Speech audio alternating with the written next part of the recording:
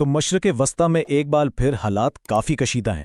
ہر طرف سے میزائلوں کی بارش، عالمی معیشت پر دباؤ اور اوپر سے سیاسی بیان بازیاں، یہ سب مل کر صورتحال کو اور بگاڑ رہی ہیں۔ تو چلے ذرا گہرائی میں جا کر دیکھتے ہیں کہ ایران اور اس کے حریفوں کے بیچ آخر یہ خطرناک کھیل چل کیا رہا ہے۔ جی ہاں، میزائل، ڈرونز اور دھمکیاں، آج کل کا تنازع بس ان تین چیزوں کے گرد ہی گھوم رہا ہے۔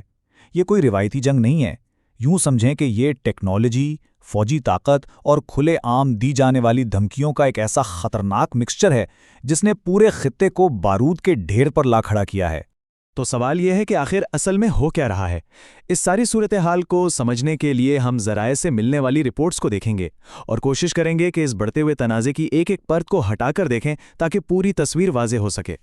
تو سب سے پہلے بات کرتے ہیں براہ راست فوجی کارروائیوں کی۔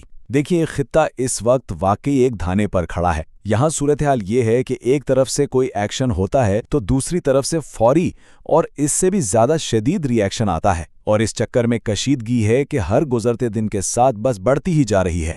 اچھا، رپورٹس یہ بتا رہی ہیں کہ ایران نے ایک بہت بڑا قدم اٹھایا ہے۔ دعویٰ یہ کیا جا رہا ہے کہ ایرانی میزائلوں نے اسرائیل کے مشہور زمانہ دفاعی نظام یعنی آئرن ڈوم کو بھی چکما دے دیا اور سیدھا تل ابیب پر جا لگے۔ اگر یہ سچ ہے تو ایک بہت بڑا دعویٰ ہے، اور ظاہر ہے جواب تو آنا ہی تھا۔ تو اطلاعات یہ ہیں کہ اسرائیل نے بھی جوابی کارروائی میں کوئی کسر نہیں چھوڑی۔ ایک ویڈیو سامنے آئی ہے جسے خود ڈونلڈ ٹرمپ نے بھی شیئر کیا، جس میں کہا جا رہا ہے کہ اسرائیلی فورسز نے ایک بہت اہم پل کو تباہ کر دیا ہے۔ تو یہ بالکل ویسی ہی صورتحال ہے جیسے کو تیسا والی، جو بتا رہی ہے کہ یہ تنازع کتنا شدید ہو چکا ہے۔ لیکن بات یہیں ختم نہیں ہوتی۔ یہ لڑائی اب صرف ایران اور اسرائیل کے بیچ نہیں رہی ہے، اس کا دائرہ کار بڑھتا جا رہا ہے، میدان جنگ پھیل رہا ہے۔ اب اس میں نئے ممالک بھی شامل ہو رہے ہیں اور نئی ٹیکنالوجیز بھی استعمال ہو رہی ہیں، جس سے یہ پورا معاملہ اور بھی زیادہ پیچیدہ ہو گیا ہے۔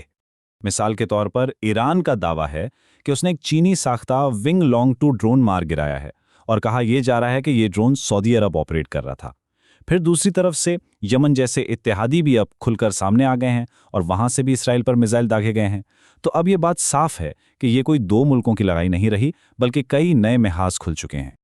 اچھا، فوجی محاذ سے ہٹ کر اب ذرا ایک اور میدان کی بات کرتے ہیں جہاں یہ جنگ لڑی جا رہی ہے، اور وہ ہے عالمی معیشت کا میدان۔ کیونکہ اس لڑائی کے اثرات اب صرف خطے تک محدود نہیں رہے، بلکہ پوری دنیا کی اکانومی پر پڑنا شروع ہو گئے ہیں۔ اور اس اقتصادی جنگ کا مرکز ہے آبنائے ہرمز، جو کہ دنیا کی اہم ترین بحری گزرگاہوں میں سے ایک ہے۔ رپورٹس کے مطابق اس وقت تقریباً 480 جہاز وہاں پھنسے کھڑے ہیں اور ایران کی اجازت کا انتظار کر رہے ہیں۔ اس سے آپ اندازہ لگا سکتے ہیں کہ عالمی سپلائی چین کا کیا حال ہو رہا ہوگا۔ اور اس رکاوٹ کے اثرات اب پوری دنیا میں نظر آ رہے ہیں، جیسے کہ برطانیہ میں وہاں فیول کا بحران شروع ہو گیا ہے۔ دوسری طرف تقریباً 40 ممالک مل کر ایران سے مطالبہ کر رہے ہیں کہ وہ آبنائے ہرمز کو فوراً اور بغیر کسی شرط کے کھول دے۔ تو آپ دیکھ سکتے ہیں کہ عالمی سطح پر دباؤ کتنا زیادہ بڑھ چکا ہے۔ فوجی اور اقتصادی محاذوں کے ساتھ ساتھ ایک اور جنگ بھی چل رہی ہے، اور وہ ہے الفاظ کی جنگ۔ اس میں سب سے آگے ہیں سابق امریکی صدر ڈونلڈ ٹرمپ، جن کے بیانات نے اس پوری پیچیدہ صورتحال کو ایک نیا ہی رنگ دے دیا ہے۔ جیسے کہ ٹرمپ نے اپنی ایک تقریر میں تقریباً فتح کا اعلان کرتے ہوئے کہا کہ ہم نے مشرق وسطی کو ایران کے خطرے سے آزاد کر دیا ہے، اگر ہم حملہ نہ کرتے تو اسرائیل بچتا ہی نہیں۔ مطلب صاف ہے، وہ یہ کہہ رہے ہیں کہ امریکی مداخلت نے ہی اسرائیل کو بچایا ہے۔ لیکن یہیں پر معاملہ تھوڑا الجھ جاتا ہے، کیونکہ ذرائع بتا رہے ہیں کہ ٹرمپ کے اپنے بیانات میں ہی تضاد ہے۔ ایک دن وہ کہتے ہیں کہ ہم ایران کو پہلے ہی پتھر کے دور میں بھیج چکے ہیں، اور پھر اگلے ہی دن بیان آتا ہے کہ ہم ایران پر مزید 2-3 ہفتے حملہ کر کے انہیں پتھر کے دور میں بھیجیں گے۔ اب ان الگ الگ بیانات سے یہ سمجھنا مشکل ہو جاتا ہے کہ زمین پر اصل حقیقت کیا ہے۔ اور یہ معاملہ صرف بیانات تک ہی محدود نہیں ہے، دھمکیاں بھی دی جا رہی ہیں، جیسے کہ اگر کوئی ڈیل نہیں ہوتی تو ایران کے بجلی کے گرڈز کو تباہ کر دیا جائے گا۔ دوسری طرف امریکہ کے اندر بھی سیاسی محاذ پر گرما گرمی ہے۔ ٹرمپ نے اٹارنی جنرل پام بونڈی کو اپنے کیس سے ہٹا دیا ہے، جس پر سوال اٹھ رہے ہیں، اور کمالا ہیرس جیسے مخالفین ان پر الزام لگا رہے ہیں کہ وہ امریکہ کو ایک ایسی جنگ میں دھکیل رہے ہیں جو امریکی عوام چاہتے ہی نہیں۔ اچھا، اس ساری جیو پولیٹیکل شطرنج کی بساط سے ہٹ کر دیکھیں تو ایک بہت بڑا انسانی بحران بھی جنم لے رہا ہے، اور وہ ہے ایران کے اندر، کیونکہ ان تمام کارروائیوں کی سب سے بھاری قیمت وہاں کے عام لوگ چکا رہے ہیں۔ صورتحال کی سنگینی کا اندازہ اس بات سے لگایا جا سکتا ہے کہ ایران کے صدر نے، جو خود بھی ایک ڈاکٹر ہیں، عالمی اداروں سے ایک جذباتی اپیل کی ہے۔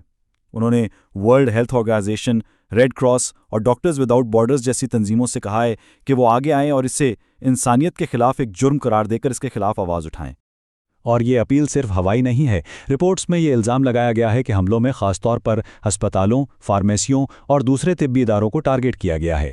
اس کی وجہ سے وہاں ادویات، میڈیکل سپلائز اور کٹس کی شدید قلت ہو گئی ہے، اور یوں لگتا ہے جیسے ملک کا پورا طبی نظام ہی بیٹھنے والا ہے۔ اور یہ تباہی صرف صحت کے شعبے تک ہی نہیں رکی ہے۔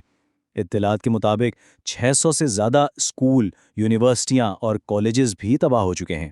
یہ صرف عمارتوں پر حملہ نہیں، یہ اس ملک کے مستقبل پر حملہ ہے۔ تو اب دیکھیں، ایک طرف تباہ حال انفراسٹرکچر، دوسری طرف بیٹھتا ہوا طبی نظام، اور اوپر سے مسلسل فوجی، اقتصادی اور سیاسی دباؤ۔ ان سب چیزوں نے ایران کو ایک بہت ہی نازک موڑ پہ لا کھڑا کیا ہے۔ تو اب اصل سوال یہ اٹھتا ہے کہ آخر وہ بریکنگ پوائنٹ کیا ہوگا؟ وہ کون سی حد ہے جس کے بعد سب کچھ ٹوٹ جائے گا، اور اس کے بعد کیا ہوگا؟